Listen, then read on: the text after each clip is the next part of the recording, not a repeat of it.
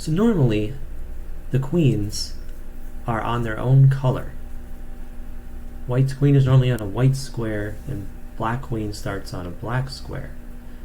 But I decided to switch things up. So now the white king is on the white square, and the white queen is on a dark square. Normally, queens are the most powerful. They get to start on their color. So with this switch up, instead of queens being the most powerful, I will call this gender neutral chess. And it's an interesting variant to play in its own right. I'll show you a sample game. Okay, so we have the same start as a traditional game. E4, E5, but now the white queen is defending the pawn. We still have white playing bishop c4, like traditional Italian opening. Now knight attacks the pawn, and white can play d3 because it's not blocking the bishop anymore. Black plays bishop c5, and note that the bishop is aiming for this f2 pawn, and the knight can come here and also aim for that f2 pawn. Normally the queen would be defending this g4 square from the knight. So white decides to pin the knight to the queen, get rid of any attacking chances there. Also, if black pushes the pawn, then the bishop would just retreat to h4 and then guard the f2 square. So black castles. White plays knight at c3, preparing their own castle. Let's see if I can say they instead of he. So this also is gearing to go to d5, harass the pinned knight on f6. So black plays c6 to prevent any d5 shenanigans. And normally white would castle, but chess.com doesn't have mirrored castling in the programming, so this is how I did it. Okay, white castles. And the interesting piece is that white castles short, but gets to castle on the opposite side, so white can castle faster, but they can finish the development, get their king on the opposite side, so they can attack faster on the opposite king, on the opposite side of the board.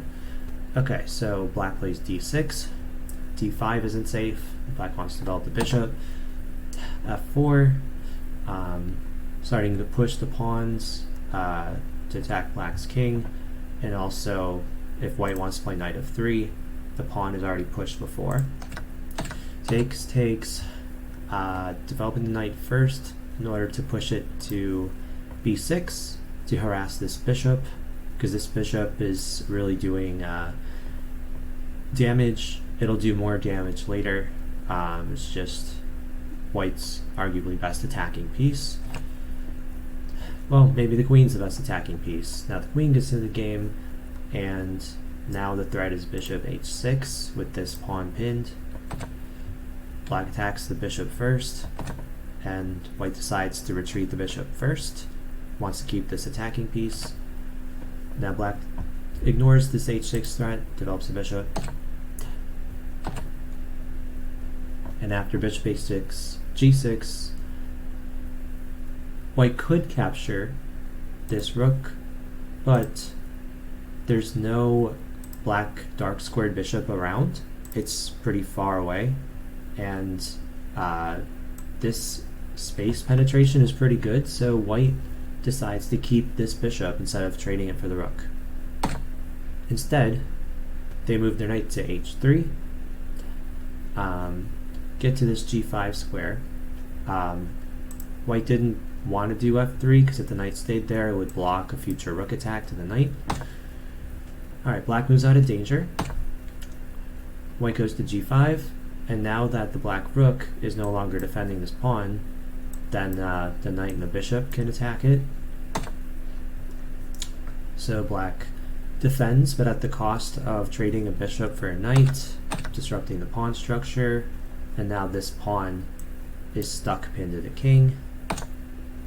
And now, like I said, white brings rook into the action. A knight is not threatened now because the queen guards it, but it prepares potential attacks. And so one good thing is if you have no tactics to play for, attack pieces and create situations, as we're about to see. Black wants to push to a4 to attack this bishop so that the bishop will be forced to move to c4, where this knight that is doing far less than this bishop can just take it. So white plays e5, and if you're black, you have to think, what's going on if black takes this pawn? What does that change? What does that open up? What can you see? And then what do you want to do about it? So let's see what happens. Black decided to take this pawn, and if you're white looking for opportunities, or maybe you already know what it is and you played e5, but if you don't know why white played e5, look at what changed. This bishop, it's hanging now, and when this pawn was there, it defended the bishop very well. They defended each other. The queen defended the pawn as well. So this e5 push by white really disrupted this bishop. So if you're thinking more advanced, how do you set something up? You think, what's defended, and is there a way to disrupt it?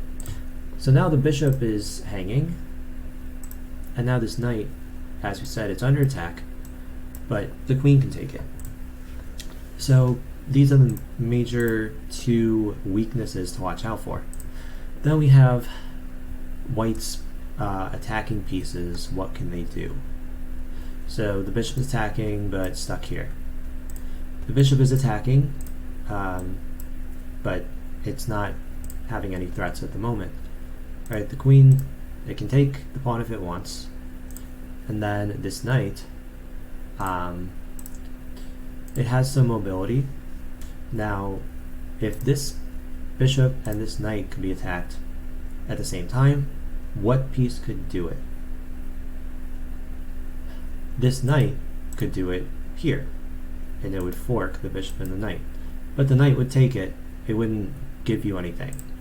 So based on all this, white plays rook takes f6, sacrifice in exchange, so then the knight can fork the bishop and the queen. Now, does this work? Does this win white material?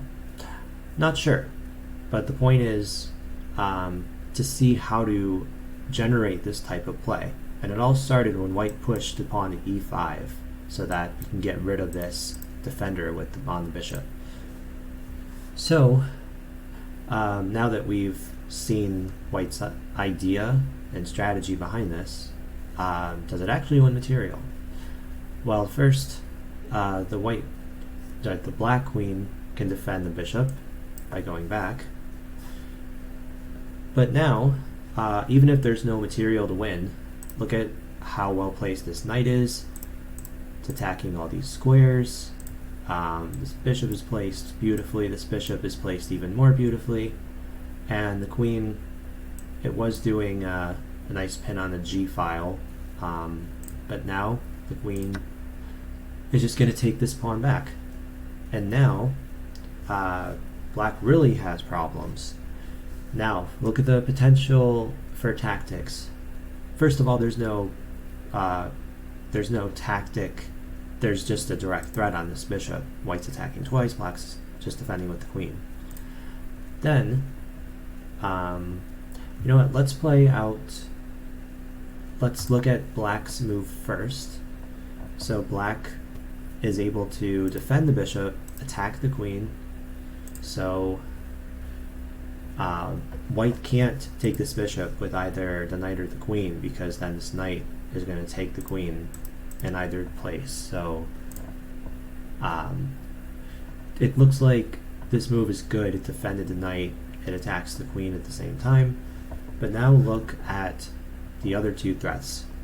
See if black is trying to defend. Obviously threat pieces are the most important, but what black missed is that there's a couple weaknesses. This would be checkmate with the queen if this queen weren't guarding it, and this would be a brutal check if this queen couldn't take it. So it doesn't look like either of them are directly safe for winning material, but this queen's overloaded. Then you just got to decide which move do you do first. If you do queen check first, then queen takes queen, bishop takes queen, king takes bishop. That doesn't work. So the right one is bishop takes pawn, and now it's just a disaster for the king. And if this g7 point weren't an issue, black could just take, win the bishop. It's defended by the rook, but the whole point is to lure the queen out of this square. So white plays queen g7, checkmate. Alright, that was the game. Once again, because white can castle short to the left, that allows white to get the king in the opposite direction faster so they can attack quicker. Alright, hope you enjoyed this game, and yeah, let me know if you try this variant, and if you're wondering how to do that, you just go to chess.com, go to the analysis tab or classroom tab, and you say you want to set up the position, and then you just switch the king and the queen, or like you put one out there and you move it, you put it the other, and then you're ready to play either by yourself. It depends whether you play against bots or someone else. There might be different limitations or workarounds, but yeah, it's quite an interesting game. All right, hope you liked it.